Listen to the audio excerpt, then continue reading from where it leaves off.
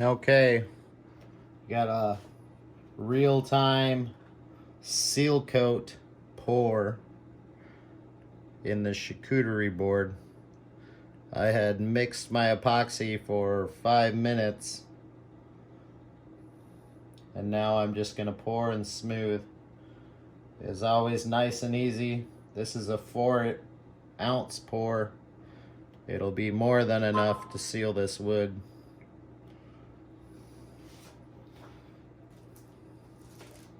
Just cleaning out my container now.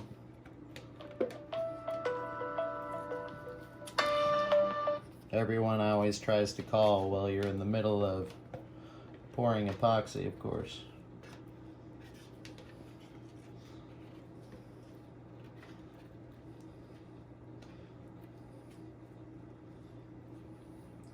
Some people use a V-notch trowel.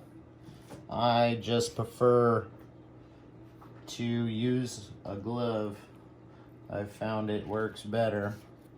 And I'm just going over the entire slab, spreading the epoxy and making sure the entire board is wet. Since my work surface is now level, everything will set and be nice and smooth over it. So I shouldn't have any real problems, which wouldn't really matter anyways, because like I said, this is just a seal coat to prevent bubbles coming out for when I start filling this mold. Just making sure I get the entire mold to feel wet with my gloves, which will allow the epoxy to lay down flat and smooth without any ridges. You want to make sure you can get this done quickly because you have about 15 minutes of working time with this epoxy. This is super clear tabletop epoxy. It sets pretty quickly, which is nice if you're trying to get a few coats done in a day. Now everything is there. I can feel everything is smooth. Everything feels wet.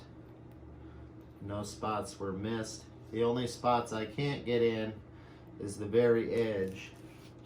Yeah, I can bend the mold back a little bit and get in there. These are gonna be trimmed anyways, so it's not the biggest deal in the world. Like I said, the whole purpose of this is just to prevent bubbles from coming up when I do the main pour. Sometimes you will see a lot of bubbles, but if we look at it, it is actually very smooth. Now all I should need is a heat gun and everything will lay out nice and flat. I know we have a little bit of sun glare on there, but nothing's really bubbling bad, so we got lucky.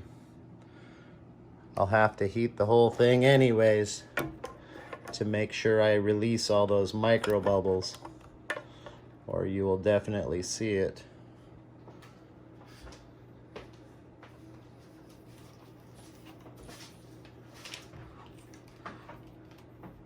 If I look at the highlight, I can see that there are bubbles in it. But once I hit it with the heat gun, they'll go away.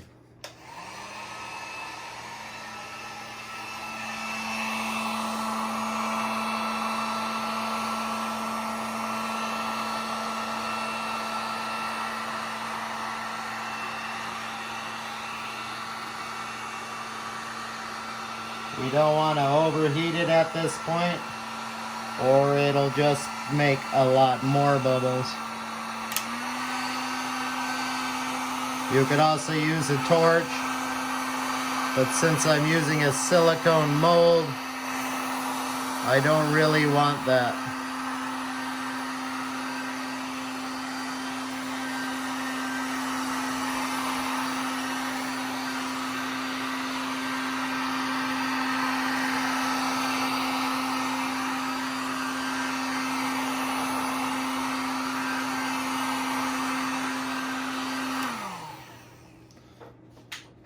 I can see bubbles coming up in the grain lines. So I'll let it bubble for a minute and let it set.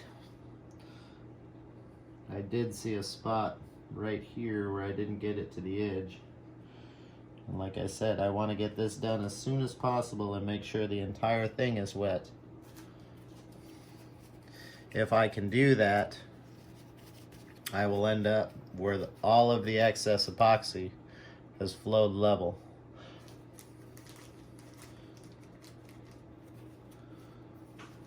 Everything is looking good.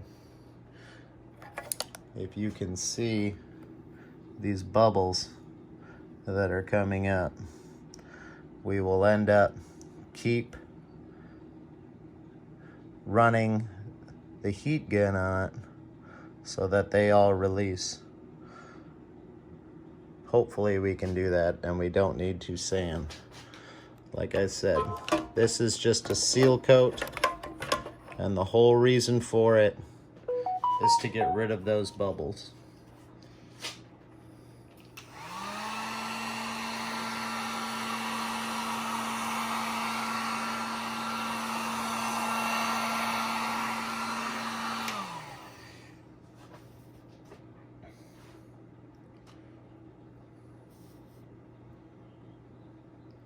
This is the babysitting period, the worst part of doing epoxy work. Had a piece of dust. For us here stuck in the valley, it gets rough. Make sure you don't have flies. There's something in epoxy that draws them, and they always want to land in it. It's not the end of the world if you can pick them up before your epoxy sets.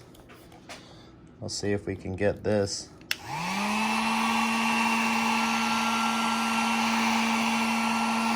See how all the bubbles disappear with just the heat gun? Like I said, you can also use a torch,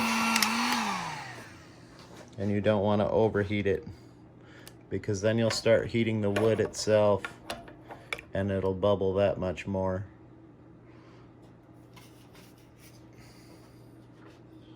Looks like this area in the grain here, here, and here are gonna be my trouble spots.